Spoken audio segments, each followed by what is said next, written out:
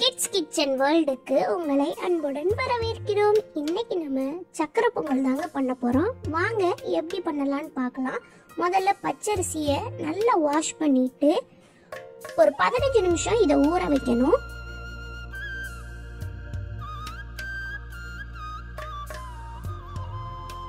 நல்லா வாஷ் பண்ணிட்டு இந்த மாதிரி தண்ணியை ஃபில்டர் பண்ணிக்கோங்க. 2-3 வாட்டி இந்த மாதிரி பண்ணிட்டு திரும்ப கொஞ்சமா தண்ணி ஊற்றி, அதாவது அரிசி முங்குற அளவுக்கு தண்ணி ஊற்றி நம்ம ஒரு 15 நிமிஷம் இதை ஊற வச்சிடலாம். இப்போ இது நல்லா ஊறட்டும். ஊறினதுக்கு அப்புறமா இதை அப்படியே எடுத்து ஒரு பானைக்குள்ள போட போறோம்.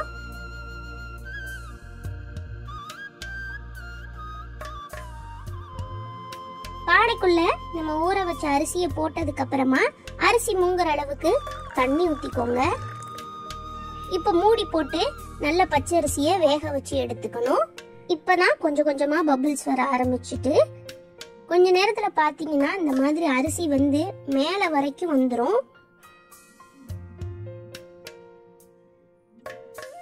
அரிசி நல்ல குலைவா வெந்து மேல வரைக்கும் வந்ததுக்கு அப்புறமா நம்ம நாட்டு சக்கரை ஆட் பண்ண போறோம். இன்னைக்கு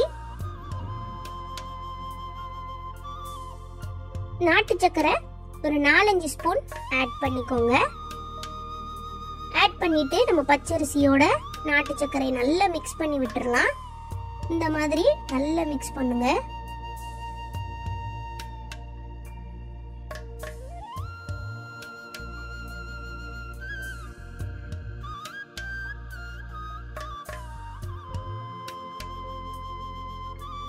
இப்போ ஒரே ஒரு ஏலக்கால உள்ள இருக்கிற சீட் எடுத்து நம்ம உரல்ல போட்டு நல்லா தட்டி எடுத்துக்கலாம்.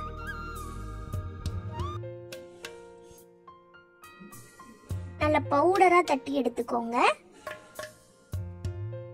அதுக்கப்புறமா அந்த ஏலக்காய் பவுடரை நம்ம சக்கரை பொங்கலோட ஆட் பண்ணிடலாம். ஆட் பண்ணிட்டு நல்லா மிக்ஸ் பண்ணி விட்டுருங்க. ஒரு பிஞ்ச் ஆஃப் சால்ட் ஆட் பண்ணிக்கோங்க. அப்படின்னா இனிப்பு நல்லா தூக்கி கொடுக்கும்.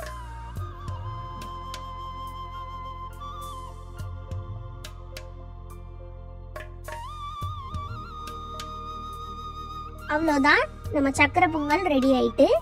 இப்போ இன்னொரு கடாய் நல்லா சூடானதுக்கு அப்புறமா அந்த கடாயில ஒரு 4 ஸ்பூன் கிட்ட நெய் ஆட் பண்ணிக்கோங்க.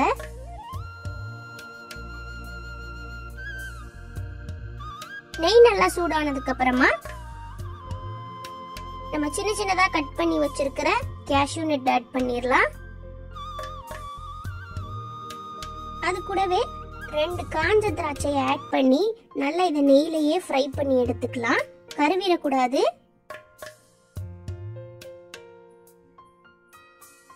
நல்லா லைட் பிரவுன் கலருக்கு வந்ததுக்கு அப்புறமா நம்ம இதை அப்படியே எடுத்து நம்ம சக்கரை பொங்கலோட ஆட் பண்ண போறோம். இந்த மாதிரி ஆட் பண்ணிக்கலாம்.